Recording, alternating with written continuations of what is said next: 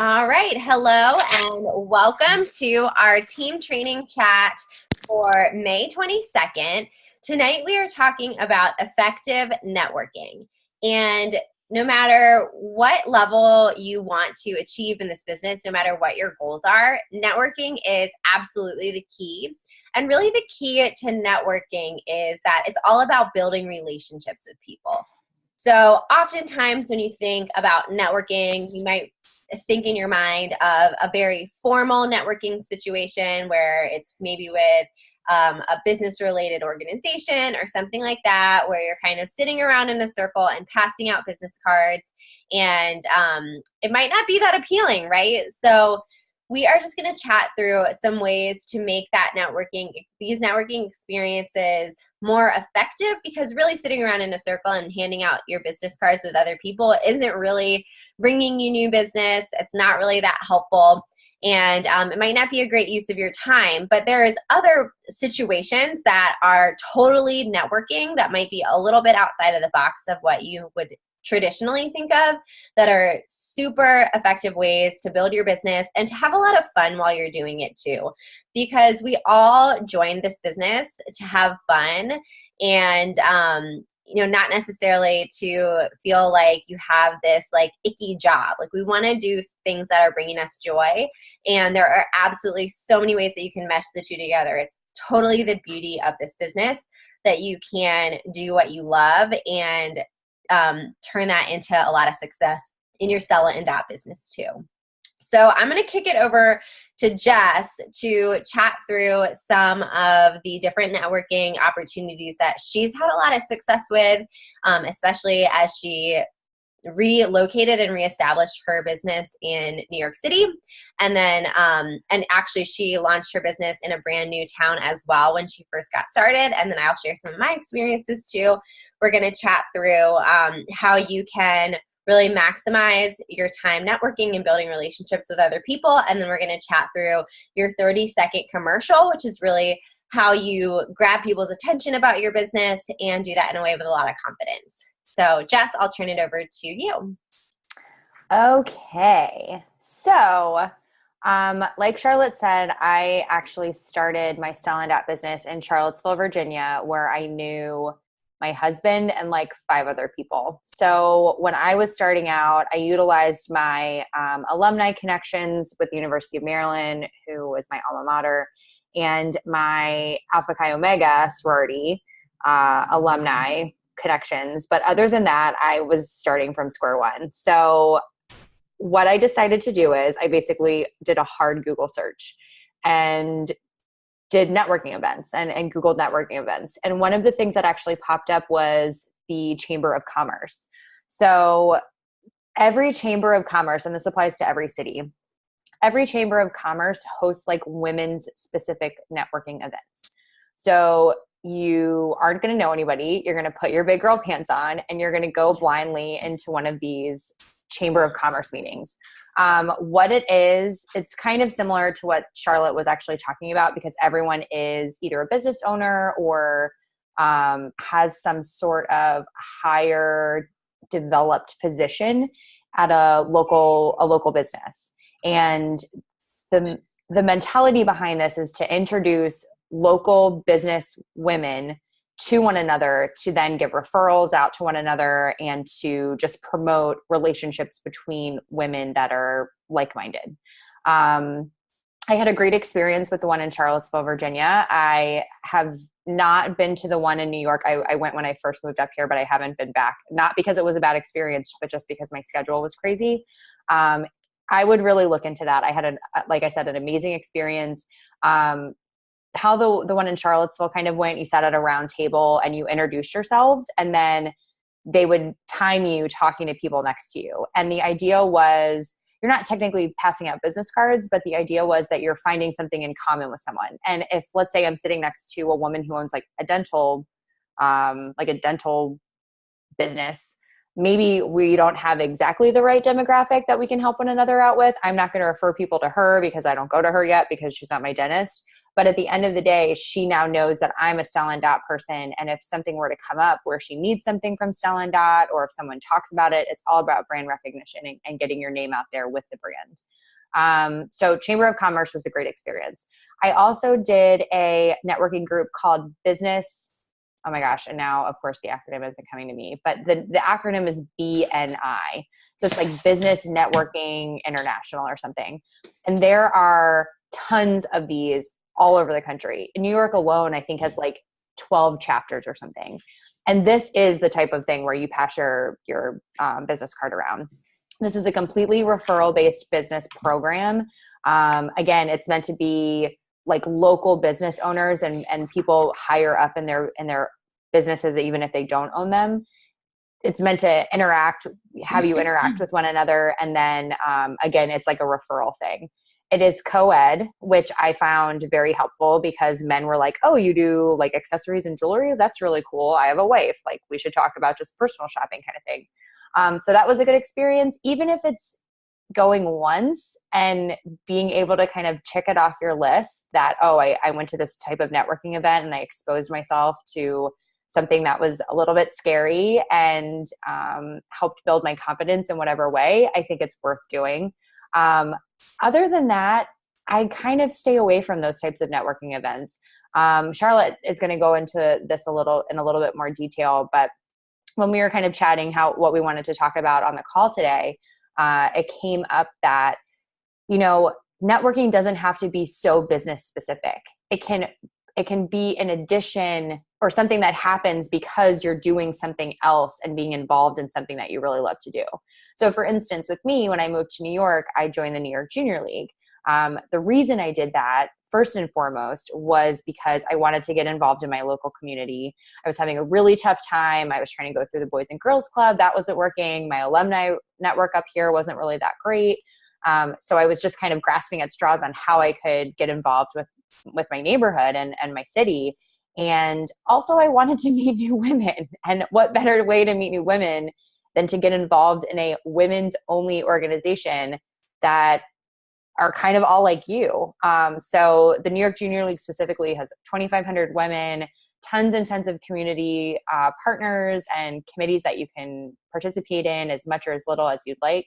And I have met hand over fist, like so many women that have become great customers, great friends. And, first and foremost, it was because I wanted to be involved in my community. And then when I go, let's say, we had a local, council meeting where it was me and 15 other women. Now, maybe I dressed how I thought these women would notice, like a giant bracelet or like really fun earrings. You kind of dress the part to then have them say, oh my gosh, I love your earrings. Oh my gosh, you remember I'm a stylist with Style and Dot, right? Like, let me send you my website again. Like, you need to order these. So there's like a way to kind of segue into your business by doing something that you absolutely love. Another thing that I was talking about earlier was, and this is New York specific, but you could find things like this in your local community or in your city, is the Rebecca Minkoff store down in Soho does these really cool women's panels, like talks, like once a month or once every couple of weeks. And lately they've been they featured that Something Navy blogger and like a bunch of mom bloggers. And the idea was you signed up, you went to this blogging panel, but then before and after you could network and like mingle. So going to a talk or going to something that, maybe highlights an activity or a panel or whatever, but if there's an opportunity to network before and after, you're still getting in that networking aspect that we're talking about. So it doesn't have to be the sit down formal thing. It can circulate around other things. Charlotte, do you want to talk about Swapka? Do you want me to just say it? I'm muted. Yeah, I can talk about that. Okay. So the other, so basically like the idea that we're getting at with just thinking of what different places you can put yourself to get in front of new people. The whole idea behind it is just do things that you're genuinely interested in and go into it with the mindset that you're there to meet people, you're there to build relationships, and that's what your business is all about. So another great idea is from another stylist on our Greater Southern Charms team who was looking to meet new people, and she kind of thought to herself, all right, what do I enjoy? And what's a way that I could connect with other women who enjoy the same thing that I do, just to even, meet new friends, like kind of just what you were saying with joining Junior League. Like there are other motivations too, but part of it, again, is just to connect with other women who you'll have something in common with and to make new friends. So she thought, well, I love reading. And so she got involved in a book club. Again, some of these things in terms of seeing like some type of return into your business, it's going to be a little bit longer term. So here's my advice too. If you are whether you're a brand new stylist or you're a seasoned stylist, you of course want to build your really big who do you know list first and be reaching out to people that you already know, to launch with that power of 4 plan and book your first 4 shows in your first 4 weeks and get off to a really strong start. Or if you've been a seasoned stylist and you're kind of jumping back in, using that same format and talking to the people that you already know, but layering in these networking things to continue to grow, because of course you're going to meet new people at your trunk shows, but you've got big goals, so you want to meet a lot of new people and meet a lot of future customers, stylists, hostesses, and people that can connect you with other people. It's also a great way to experience personal and professional growth. So for example, those talks that Jess was referring to, even if you don't meet a single person there who turns into anything for your Style and App business, which, I mean, honestly, how are you not going to meet someone at an event like that is not only fashion, but all about empowering women? Like that is so in line with what we do in our brand. But even if you don't, you got to go to a really interesting lecture. So do things that you love, that you're really genuinely interested in, and you're going to connect with those people who are like-minded. The key to it is coming prepared, and we're going to get to that in just a second. But kind of last note about different networking groups, whether it's a really formal like BNI group or a Chamber of Commerce, or whether it's a social situation, a volunteer organization, a book club, going to a lecture. A big part of any networking group, and you kind of might have to shop around and find things that are right for you, but the main piece of it is building a network that can fuel referrals for you and for others. So a really great networking group, especially a really formal type of networking group, is one where people are referring business to one another, and you've built these relationships with the other members of the group to where they know, like, and trust you and can send business your way. And of course, in turn, you'll send business their way too. So I think, like, personally, a rookie mistake that I made, like when I first moved my business from Virginia to New Jersey, and I went to some networking groups and I kind of felt like they were a bust. Part of that is because, like, I'm an introvert, so these things are really outside of my comfort zone. I have to, like, really gear myself up and like find my courage to go to them, because it takes a lot out of me. But like, I have really big goals for my business, so I do it anyways. But I kind of lost steam with them for a while, because I was sort of walking into these groups like thinking like, oh, I'm looking for my next hostess here, or like I'm looking for people who are going to shop with me. And sometimes you might walk in and it's not necessarily the crowd of people that are going to like convert directly into being your next hostess. But just if you have the mindset that you're there to spread the word about your business, to build brand awareness, to let people know what you do and learn about what they do, you're going to have a lot better of an experience. Oh. One quick thing, just to put it in perspective, how ridiculous these networking groups can be. My first BNI group in Charlottesville, I walked in, I was one of like 10 people. They had all been in this networking group for like 5 years. They all knew each other's like kids' names and like everything. I was brand new and I was like, 26. It was an elevator repair service. It was like a 95-year-old florist that I think was blind, which doesn't make sense. There was, when I say this was not who, and I walked in the same way. I thought that this was going to be where I was going to book my next show. I was going to meet all these women that wanted to be stylists. Like, no, It is referral based, and you are meant to become friends with these people. They need to like you. You know, you're going to become buddies with that elevator repairman in case you ever need him. And then in turn, exactly what Charlotte said, he's going to refer you to his friend that needs a gift for his wife, or, you know, whatever the example is. So, I mean, you're going to have times like this, and you literally just have to laugh. Like, I always tell my husband I could write a book with like the weird stuff that I've experienced with this business, but that's what makes it so fun. And that's why I've been here for 6 years. Like, that's just how it is. And it's awesome. So yeah, I love that. Yeah, I don't think maybe the florist bought some of our clip-on earrings that we used to. It sounds like that would have been her thing. It was so funny. So really the next key piece to making any type of networking event, and honestly, you guys, this could be like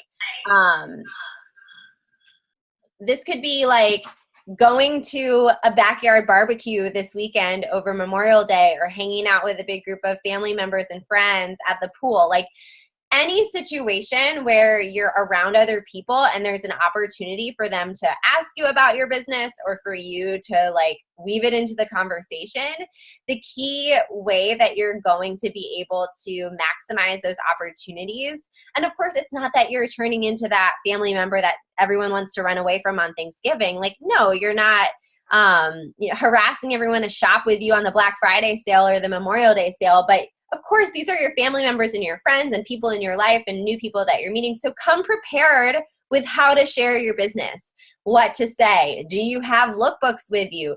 Do you have minis with you? Like, come prepared with them.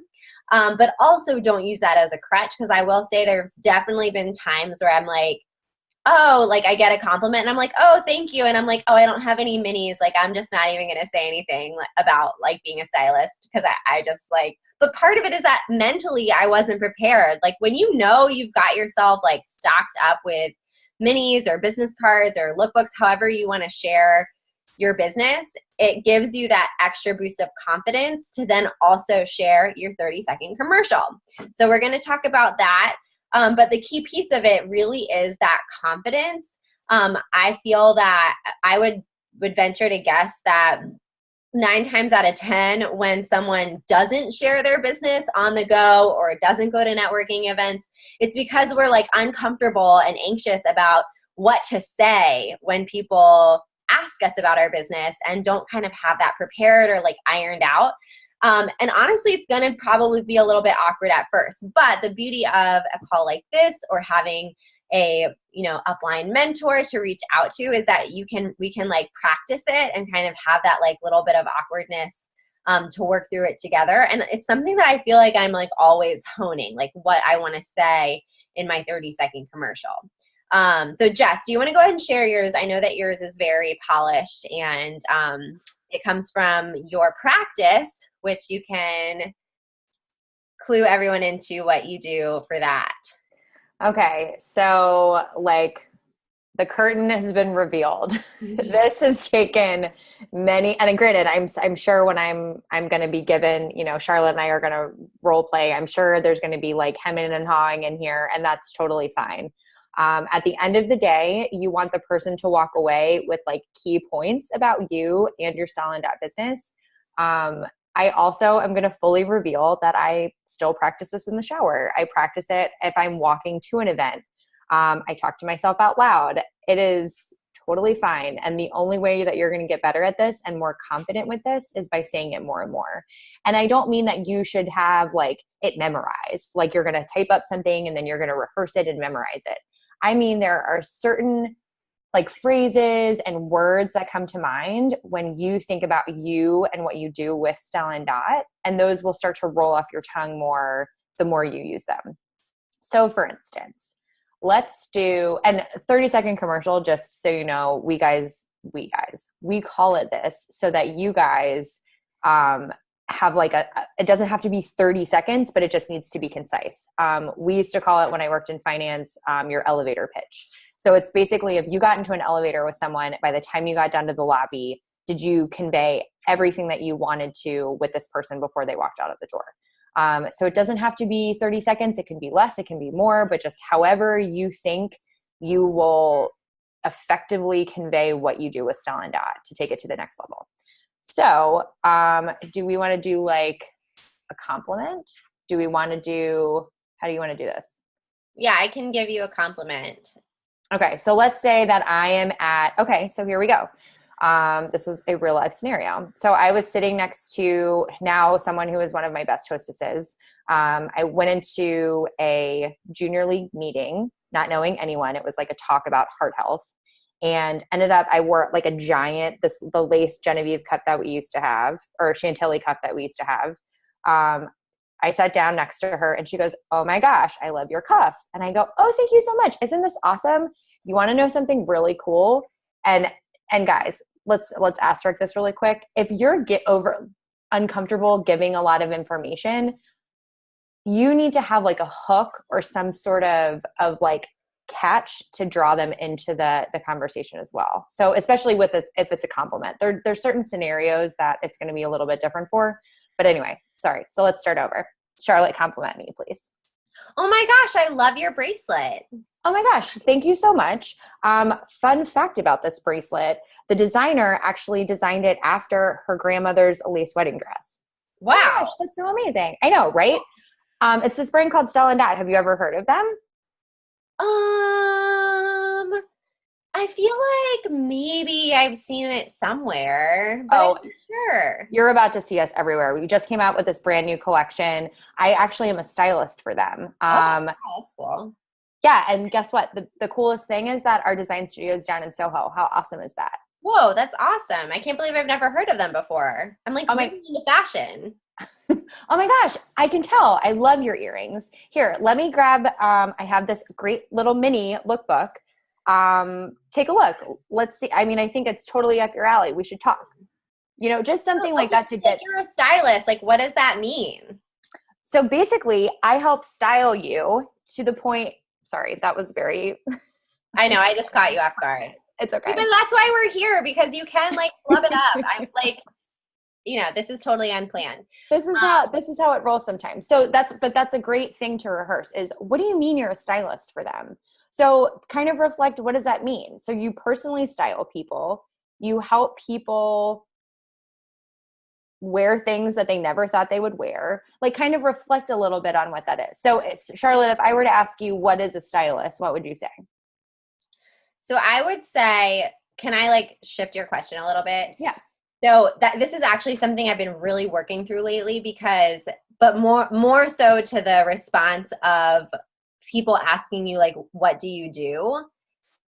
Like, what do you do for a living? That like just at a cocktail party or whatever, like you're meeting your husband's coworkers or you're just out and about with people. And because I always like struggle through that. And I would say, oh, I'm a stylist with Stella and Dot.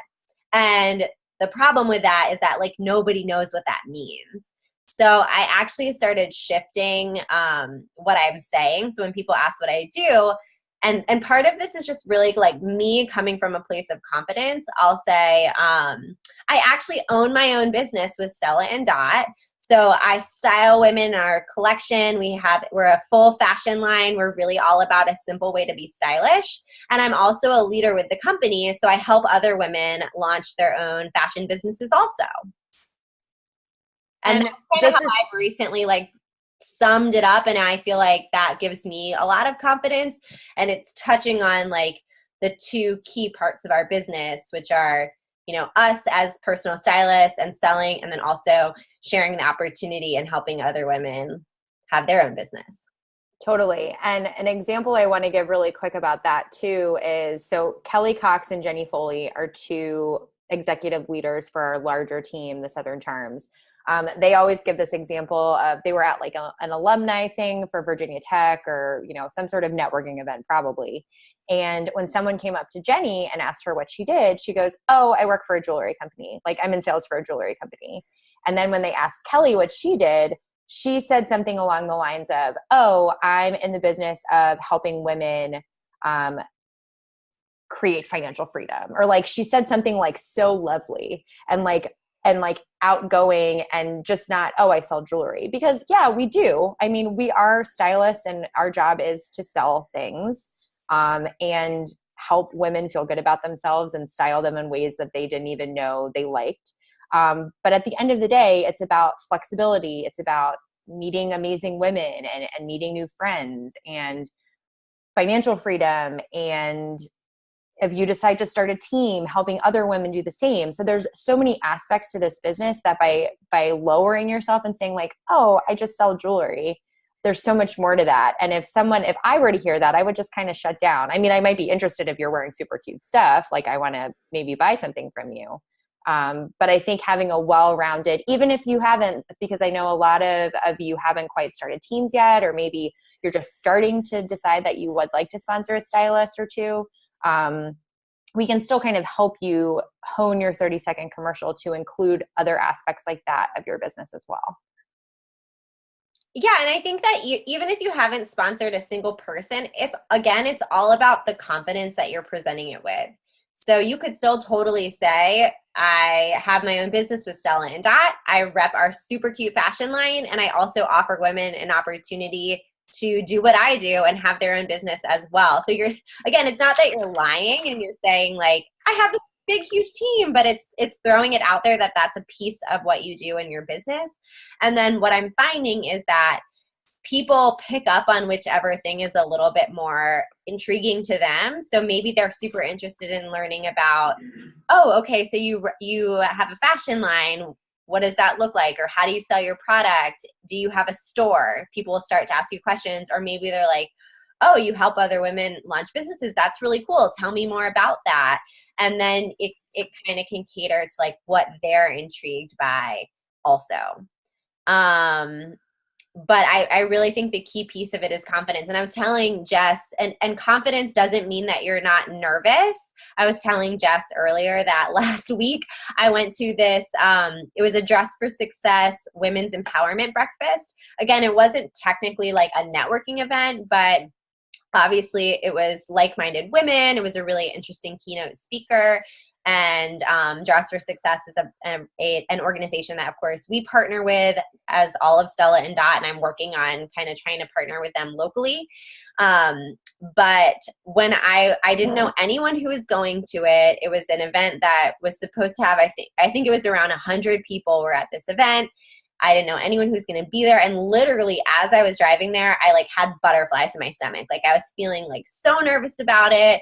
Definitely having like that social anxiety of like, who am I going to sit with? And like, I'm not going to know anyone there. Like I have to like make friends, it's scary. And, I'm like an outgoing person, but I'm also an introverted person. So a lot of like social activity like that is like draining for me. Like I have to kind of like hype myself up for it. And I had those butterflies in my stomach as I was going to it. And I was like, oh my God, like I was like sweating, like I was super nervous. But it also made me feel like awesome because I was like, I have big goals and like I'm being a boss right now. Like this is what like the big girls do. You get outside of your comfort zone and you do things that maybe are a little scary and you feel the fear and you do it anyway. And that's how you grow, not only in your business, but like as a person. So, Preach. so yeah, I definitely would encourage you to do something that makes you feel nervous, that gets you in front of new people. And honestly, that could be booking a trunk show. Like if you haven't done one in a while, or if you're a brand new stylist, like doing your first couple of trunk shows or doing your first trunk show with someone who's like a stranger that's not your close friends or like your sister, like that's super nerve-wracking too. Or like maybe you don't normally really do a group hello and now you're going to practice that and feel those butterflies in your stomach and like just nail it at your trunk show and you're going to feel awesome. So these are tips hopefully you can apply to like so many different areas of your business. But that's kind of all we have prepared. And we also wanted to just give everyone the opportunity to know that if you want to practice your 30-second commercial, we would love to work with you one-on-one to set up a phone date and chat through it, or even Skype, so that you have an opportunity to kind of get some feedback and practice it with, model it with a fake customer, and kind of get the kinks out so that you feel that more confident, prepared. You feel like that more confident, prepared person. I love it. And Charlotte, I'm going to ask your two little blurbs the one about helping women launch their own businesses, and the other one about how you phrased being in sales, I'm going to ask you to post those two on the thing, because that was a great sound bite. But that's what I'm saying. Like, if you have those two little sound bites, you could hem and haw the whole way through. But as long as you have those two things rolling off your tongue, you're going to feel confident that it's like an autopilot kind of button when someone asks you what you do. Totally. Yeah. And honestly, like I will have been a stylist for 5 years in August. So like the fact that I'm like just feeling like I'm getting like my feet under me on feeling like, oh yeah, I like really have this 30-second commercial down pat. Like, that's sad, first of all. But like, if you are feeling like this is super uncomfortable, hopefully you can like learn from me, you know, just working through it and trying to figure out what feels good to me and like how I can present it confidently. And so you don't have to take nearly 5 years to figure it out. But just, I say that as encouragement. Like, even if you've been around for a while and you're like, I just like don't have this figured out yet, like, you're in good company. So it's not about having it all figured out. It's just about taking action and flubbing up at times and still moving forward. Totally. All right. Well, I know Valerie is on. Did you have any questions, Valerie? I'll unmute you. I just unmuted you. Did you have any questions about anything? I guess my biggest, fear, I guess you would say, is like more, I'm scared to talk to people that I know versus like I don't know. So I know all the people in Junior League, and, you know, I've talked to a lot of them, but I don't know, like, I don't want to be the annoying person that's trying to sell stuff at Junior League, because we already have one of those, and she's really annoying. She's a beach body coach, and she's just like constantly like trying to push all her beach body crap. And it's like, man, like, nobody wants to sit next to her, because like all she wants to do is talk to you about like what's your nutrition plan and all that. So I don't want to be that girl at Junior League, you know? Totally. And I mean, I think that there's definitely a difference between pushy and professional. And you can totally find that balance. What I would recommend, and also just to acknowledge how you're feeling, like, that is so common. I know that I really felt the same way.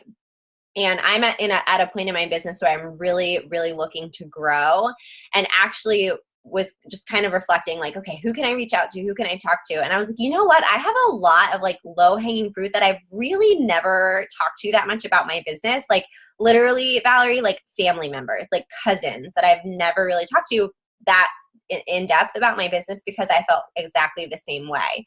So again, that's totally, totally normal.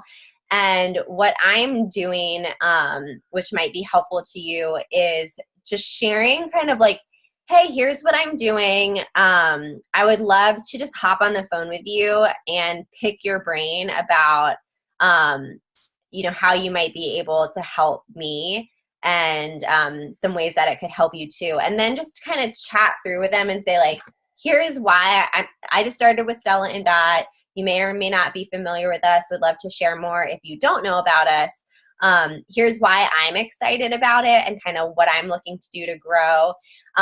Here's a couple ways that you could support me. You know, shop if that's something that you're interested in.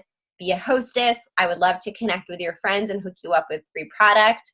Would love to have you join us as stylist and be, you know, my founding team members. Or if none of those are of interest to you, you know, who could we talk about that you might know that I don't know that you could connect me with? So then you're just kind of like putting all the options out there and letting them pick, and you're not like harassing them on one thing. Yeah. And you can also, like, whenever you go to a meeting or you see somebody, wear jewelry that you think that they're going to like. Wear like an engravable or whatever. And then also like, oh, Valerie, what's going on with you? You know, many times people don't want to talk about their kids. They want to talk about like current events or what's going on. By you saying, oh, I just became a stylist with Stella and Dot. I'm having so much fun. And that's it. Not pushing them, not telling them anything specific, but just saying like, yeah, I became a stylist with Stella and Dot. Like, I made $500 last month. I'm like so excited. I'm going to be able to treat my family to X. You know what I mean? And just leave it at that. And then have them say like, oh, wait, what are you doing with them? Like, oh, like, you know what I mean? So almost like baiting them a little bit. And it's strategic. like, yeah, you wearing a certain pair of earrings to an event with them is not manipulative, but it's just, they're going to notice them, and that's going to be your opening to chat more about the company and about what you're doing with them. Great. And I think it's like all about positioning. One thing that I've really learned with this business is however you feel is like what other people are going to feel too. Like literally your attitude is contagious. So like, even if you have a smile on your face, but deep down you're feeling like, oh, I don't want her to feel like I'm being pushy. Somehow you're just like sending vibes out into the universe that like she's going to sort of feel this weirdness. But if you're just genuinely like, I'm so excited about this and I